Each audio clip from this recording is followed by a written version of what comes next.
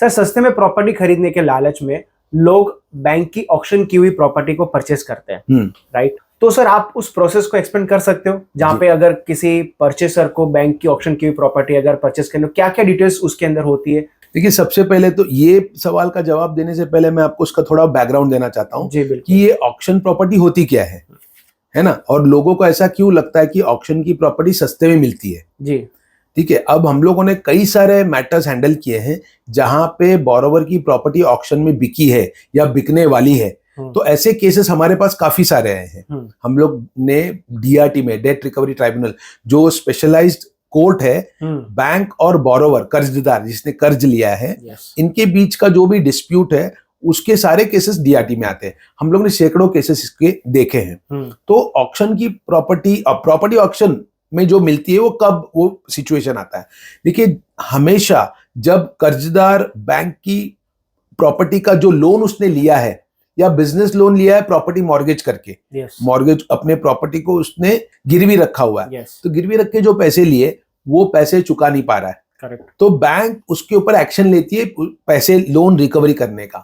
देखिए, ये लोन जब रिकवरी करते हैं इसमें भी एक रूल है आरबीआई का। आरबीआई ये कहती है कि जो कर्जदार है जिसने लोन लिया है वो उसने 3 महीने तक इंस्टॉलमेंट पे नहीं किया है, या तो फिर 3 महीने तक उसके लोन का इंटरेस्ट भी पे नहीं किया है। ऐसे परिस्थिति में उस जो कर्जदार का लोन है वो नॉन परफॉर्मिंग एसेट करके बैंक डिक्लेयर करती है। नॉन परफॉर्मिंग एसेट का मतलब ये होता है कि ये जो प्रॉपर्टी है बैंक के लिए यूजलेस है। कौन सी property? Loan is a property for the bank.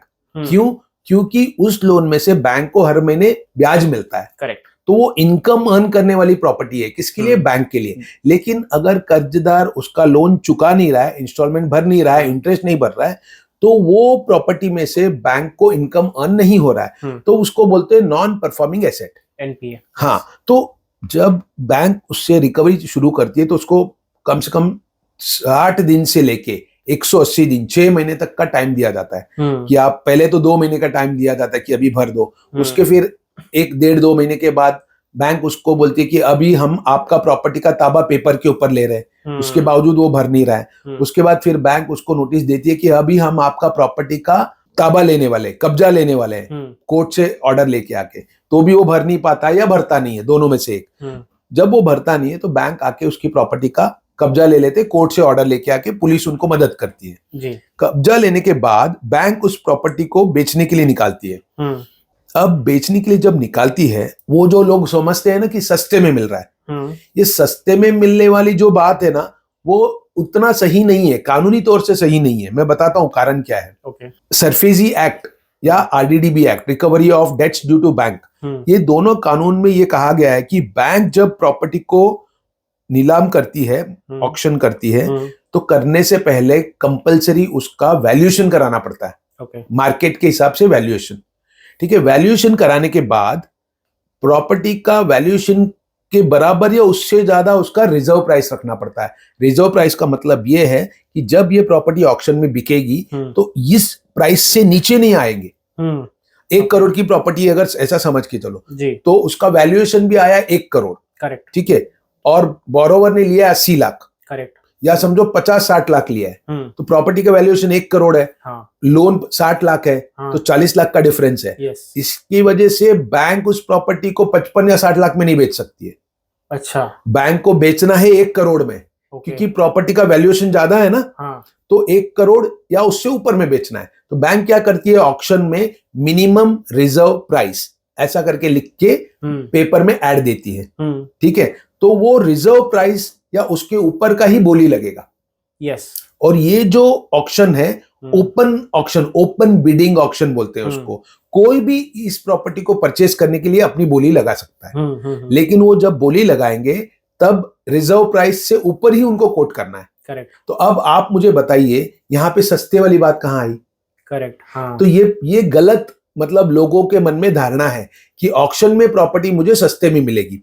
एक आधा केस में मिल सकता है कि जो बिकती नहीं है तो बैंक उसके प्राइस को कम कर देती है ताकि उनका पैसा रिकवर हो और प्रॉपर्टी भी बिक जाए। लेकिन रूल क्या है कि अगर 1 करोड़ की प्रॉपर्टी है, वैल्यूएशन 1 करोड़ है, तो बैंक 1 करोड़ से नीचे बेच नहीं सकती है। और जब 1 करोड़ में बिक गई प्रॉपर्टी और बोरोवर के पैसे सिर्फ 60 लाख है, तो 60 लाख बोरोवर को जाएंगे, सॉरी बैंक को जाएंगे जो लोन है, 40 लाख बैंक को बोरोवर को रिटर्न देना है। वो खुद नहीं रख सकते।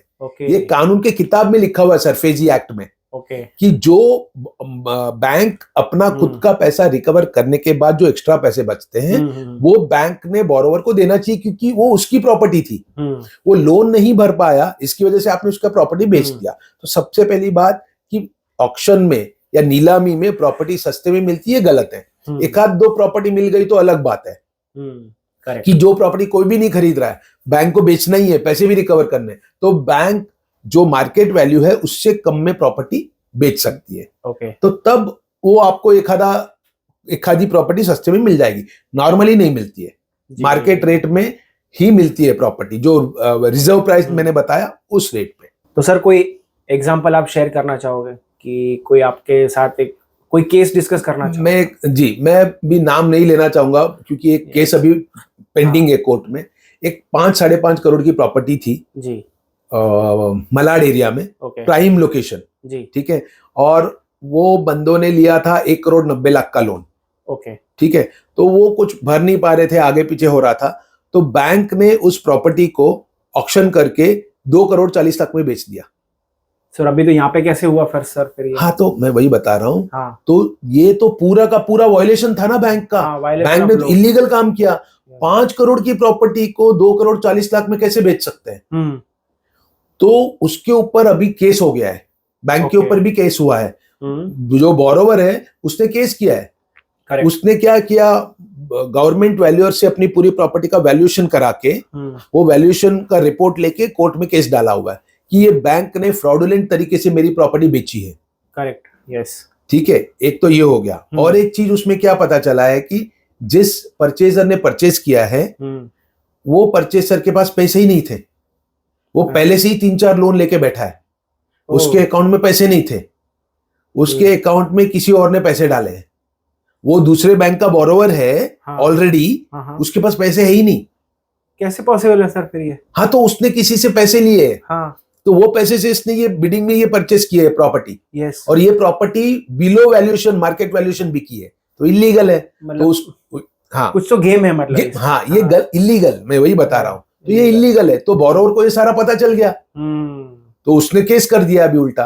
तो अभी आप सोचो कि अगर परचेजर जेन्युइन है और उसने इस तरीके से प्रॉपर्टी परचेज किया है, तो बोरोवर तो केस डालेगा ही ना।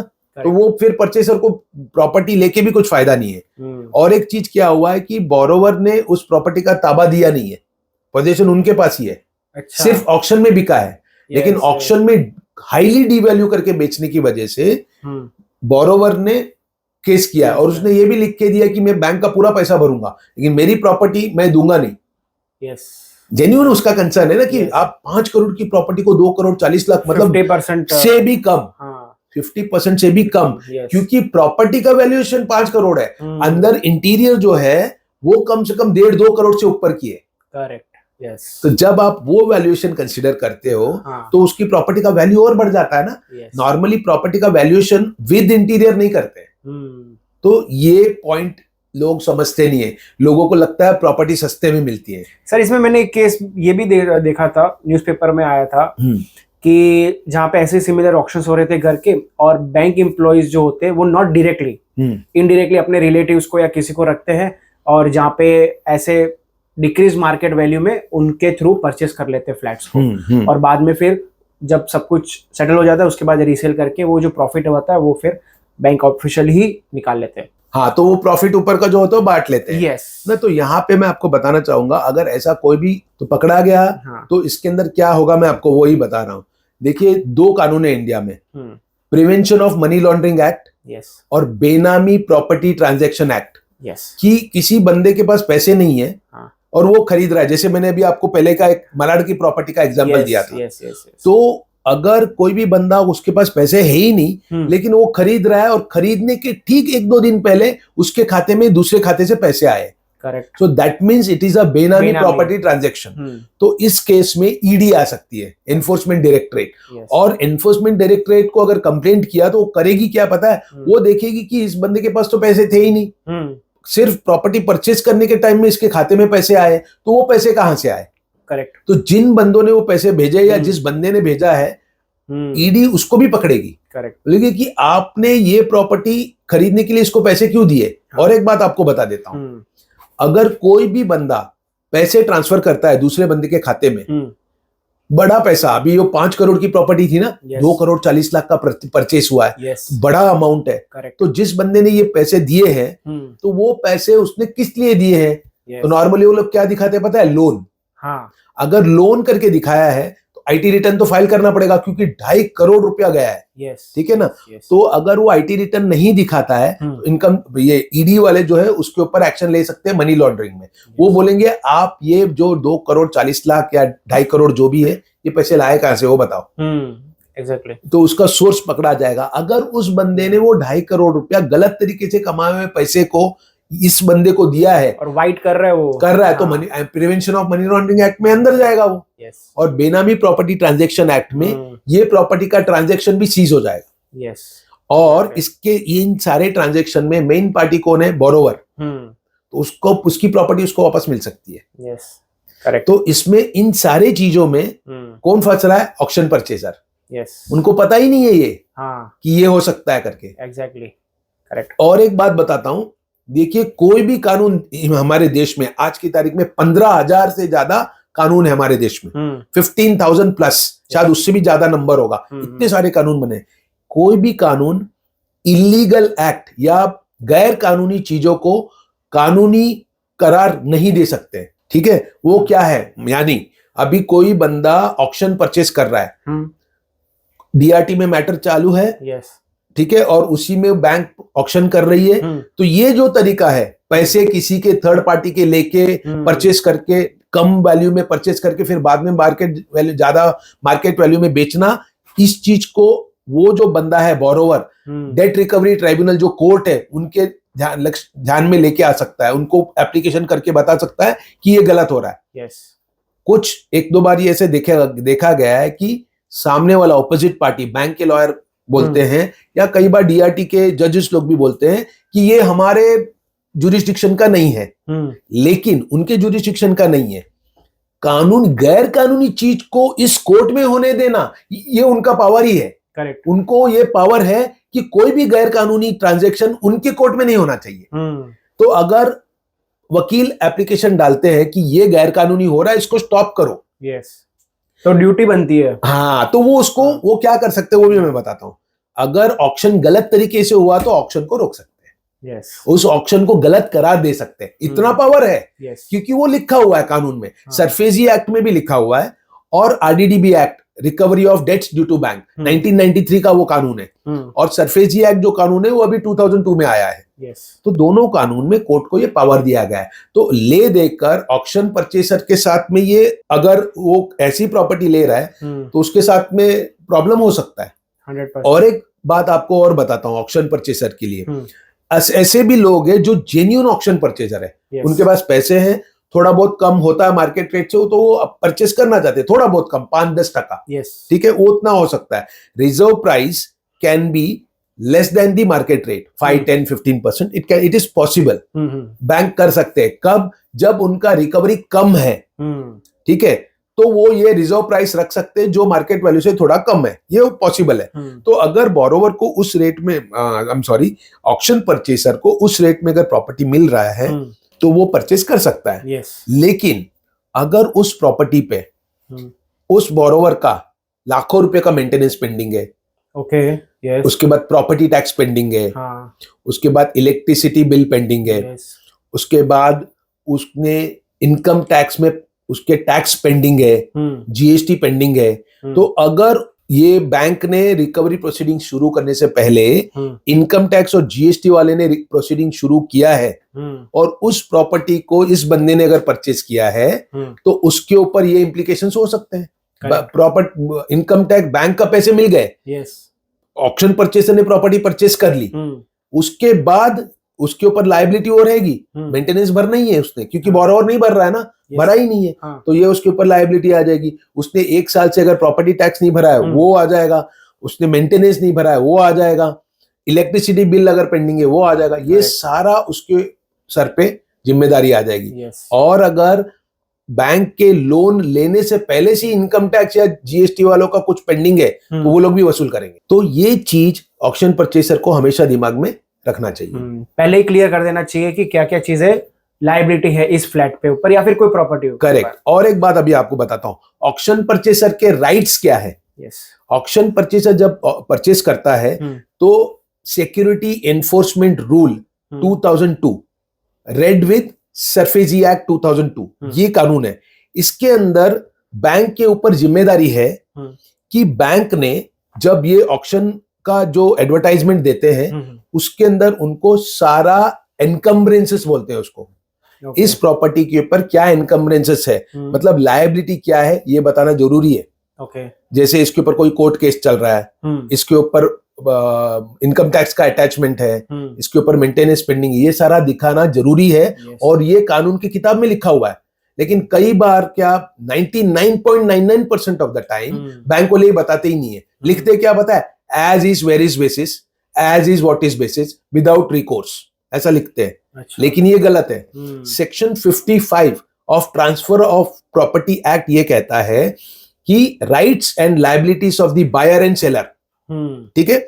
तो बायर के लायबिलिटी क्या है, जब auction purchaser becomes a buyer, ठीक है ना, उसकी लायबिलिटीज क्या है कि सेलर को उसके मकान का सारा पैसा देना, करेक्ट, टाइम पे देना, ये उसकी जिम्मेदारी है, ठीक है।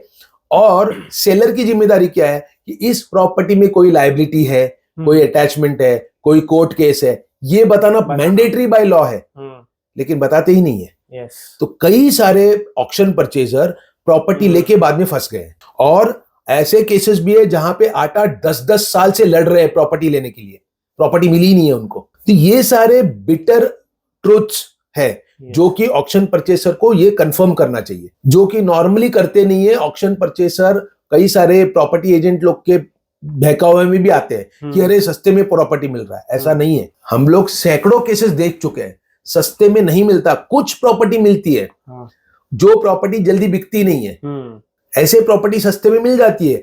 और वो भी कहां कब, जब बोरोवर कुछ फाइट ही नहीं कर रहा है, बोरोवर पूरा मतलब तंग आ चुका है, कोर्ट में भी नहीं जा रहा है, कहीं नहीं जा रहा है तब, और लेकिन बिक नहीं रही है प्रॉपर्टी, तो बैंक क्या करती है, सस्ते में बेचती है ताकि पैसा उनका रिटर्न आए। तो ऐसा एक आधा लकी प्रॉपर्टी मिल जाता है, नहीं तो सस्ते में तो नहीं मिलता है। जहां प्राइम प्रॉपर्टी है और बोरोवर भी थोड़ा तगड़ा है, बड़े लोन है, वहां पे बोरोवर फाइट करते हैं, बहुत फाइट करते हैं, मल्टीपल केसेस डालते हैं। एग्जैक्टली सर, सिंपल सा लॉजिक है ना सर इसके अंदर कि अगर अच्छी प्रॉपर्टी है और अगर आपको सस्ते मिल रही, मतलब कुछ तो जोल झपाटा, हाँ, सिंपल से। अदरवाइज आज इंडिया में इतने सारे बायर्स खड़े हो जाएंगे ना, हाँ, जो आप सोच रहे हो वही मेंटालिटी के साथ कि आज मैं भी खरीदूंगा फिर बेच के प्रॉफिट कमा लूंगा, ऐसे तरीके से लाखों लाइन लग जाएगी फिर उस प्रॉपर्टी। करेक्ट। मैं आपको और एक बताता हूँ, ऑक्शन परचेजर जो है परचेज कर सकता है दूसरे से पैसे लेके, लेकिन वो कब होता है पता है, या तो उसको वो पैसे गिफ्ट में मिले हो, या तो वो पैसे मम्मी पापा भाई बहन वाइफ हस्बैंड ने मदद किया हो, उस पैसे से वो परचेज कर सकता है, उसके ऊपर कोई इंप्लीकेशन नहीं है। Money laundering, prevention of money laundering act, बेनामी प्रॉपर्टी ट्रांजैक्शन नहीं आएगा। लेकिन अगर उस ऑक्शन परचेजर ने पैसे थर्ड पार्टी से लिए हैं और वो भी बड़ा ट्रांजैक्शन है करोड़ों का, तो क्वेश्चन आएगा। और अगर बोरोवर ने फाइट कर रहा है, बोल रहा है कि नहीं बैंक मेरे साथ गलत कर रही है वगैरह वगैरह, तो वो फाइट करेगा। अगर वो फाइट कर रहा है और उसने ये चीज कंप्लेंट कर दी तो ऑक्शन परचेसर के ऊपर एक्शन होगा ही होगा। करेक्ट, नजर में आ जाएगा, वो नजर में आ जाएगा। और जैसे ही नजर में आया तो ईडी और ये इनकम टैक्स भी आ सकता है ना, क्योंकि देखो ईडी और इनकम टैक्स क्यों आएगा, इनकम टैक्स आएगा कि पैसे तो कहां से लाया भाई, 2.5 करोड़ की प्रॉपर्टी खरीद रहा है, पैसे पता कहां से आया, इनकम टैक्स रिटर्न फाइल किया है, दिखा, नहीं किया है, उसके ऊपर तो 100% टैक्स लगता है। तो जो पैसे आए हो गए उसके अलावा ईडी क्या बोलेगी कि तुमने गलत तरीके से पैसा कमाया था, एक तो तुमने इनकम टैक्स में दिखाया नहीं और अब तुम ये प्रॉपर्टी खरीदे हो, तो ये तुमको प्रॉपर्टी नहीं मिलेगी, दोनों तरफ से फंसेगा। Yes. Okay, so thank you so much sir. आज हमने बहुत ही डिटेल में जाना कि अगर आपको भी किसी को भी प्रॉपर्टी, हमारे व्यूअर्स को भी किसी को प्रॉपर्टी दिखती है ऐसी कि 50% डिस्काउंट में या 40% डिस्काउंट में मिल रही है, तो ये बहुत ही बड़ा क्वेश्चन मार्क होता है उसके अंदर कि आप पहले उसके पीछे की सारी जानकारी ले, ड्यू डिलिजेंस करें प्रॉपर्टी का, कि इतने कम दाम में क्यों, पहले तो बैंक क्यों इतने कम दाम में बेच रही है, चाहे कोई भी प्रॉपर्टी हो, तो उसके बारे में जैसे सर ने हमें आज डिस्कस करा कि क्या क्या आपको आगे जाके लॉस फेस करने पड़ सकते हैं, आपकी प्रॉपर्टी भी आपके नाम नहीं हो सकती अगर आप पैसे देने के बावजूद भी। तो ये सब चीजें हमने आज डिस्कस करी। Thank you so much sir, it was an very I opening discussion with you. Most welcome. Thank you.